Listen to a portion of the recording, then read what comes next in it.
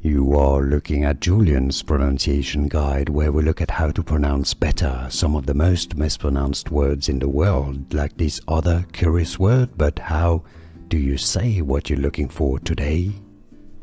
Let's learn how to pronounce this word that is originally from French, and this is why, because it's French, that the pronunciation is a bit confusing.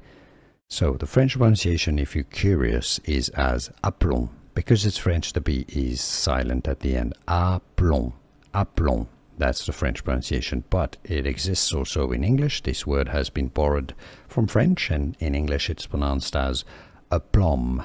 Aplomb. The Americans say it more as aplomb, but it's a similar pronunciation. Aplomb or aplomb. And now you know.